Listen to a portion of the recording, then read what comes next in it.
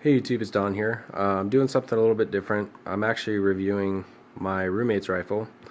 This is a Franken gun, to say the least. I'll give you a little bit of a backstory to that after I go through the rifle, talk to you about what it's got done to it, how it shoots, how the accuracy is, and I actually got some targets for you to show you that I've shot and that he's also shot. So just so you can kind of see what we're working with, and that's with 55 grain. A lot of people frown on 1 in 7 twists with 55 grain, but I'll show you here shortly that it stabilizes the bullet just fine. And I had a 1 in 7 twist in the Marine Corps and shot 55 grain all the way up to 77 grain and never had a problem. I don't know. Anyway, so to start off, it has a Bravo Company Mod Zero compensator on there. You can see that. Definitely works well. Rifle shoots very flat. Definitely helps with recoil reduction, and it still does a decent job at flash suppression. So it's definitely not a bad little piece of gear. It's got a Aero Precision upper. Kind of get in a little close. Sorry, I'm on my cell phone.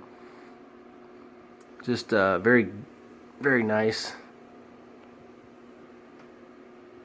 14.5-inch barrel. I believe that's a 12-inch handguard. It's got some really nice and smooth Picatinny rails on there, so they're not super hard on your hands if you don't have the covers, which he does. But just all around, just a really well-made upper. Fit and finish on it, great. The coating that they use seem to be holding up. Looks very nice. Just quality. So anyway, that being said, then you got the big foregrip with the bipods. I actually used that in the Marine Corps. I just gave it to him because I'm not using it on any of the rifles that I have. Kind of coming down, got the Spark 2 red dot. Just a great red dot. I have one on my Bravo Company, loved it. Bang for your buck, like Vortex and Primary Arms, probably some of the best companies as far as quality and bang for your buck for sure. So then you cruise over here and you see the trigger. That is a POF stage 1 trigger with, I believe, a 4.5 pound trigger pull. Super nice trigger, probably one of the best triggers I've ever fired a rifle with, next to my ALG enhanced AK trigger I have. Just a really nice trigger, very crisp, nice reset. I mean, for him that was a really expensive trigger. It was like just over 200 bucks. My trigger was like 70 bucks. So, and mine's just as nice as his. I actually kind of like mine a little bit better, but I'm biased. Then you got the UTG pistol grip. It's kind of wild looking, but it definitely gives you a lot of real estate to get a nice firm grip, and it's actually a really comfortable grip. So I really like it. And then you got the Mission First Tactical buttstock and mil-spec buffer tube. Right now, he's running a CFA bolt carrier group. And that's because the Bravo Company bolt carrier group he had in there initially, something's going on with it. It may be some issues with the gas rings or something, but he's got to send it into Bravo Company and let them figure out kind of what's going on. But yeah, just a really nice rifle. So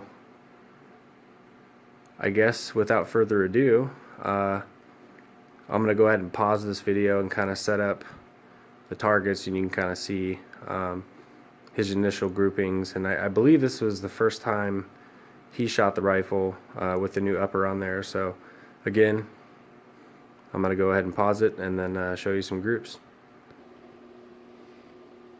So granted, this is someone who doesn't have a lot of experience with shooting a rifle, and I was not there that day, but you definitely see some some pretty damn good groups in there.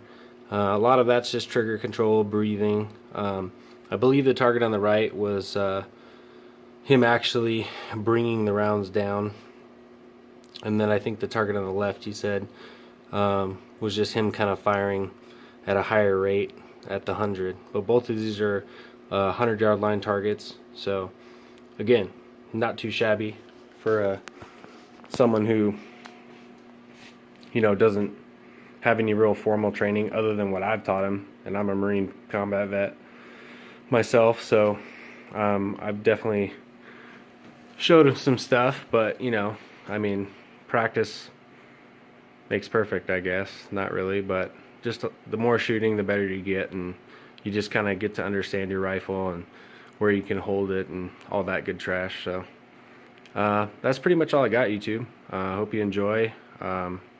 Again, make sure before you start doing a bunch of shit to your rifle, just really look at your warranty, all that kind of stuff, because that's something my roommate didn't do, and that's probably why CFA voided the warranty and said, sorry, you know, did this or that, and we can't help you. So that you guys don't run into that problem, I would say look at your warranty, look at the paperwork, go through your owner's manual, talk to the company, you know, or maybe start out with a little bit higher quality of an AR, like Aero Precision or Bravo Company or Colt or FN, or, you know, someone that's been around the block a little bit longer, that's not going to have QC issues. But either way, it's all good. Hey, thanks for watching, and Semper Fi.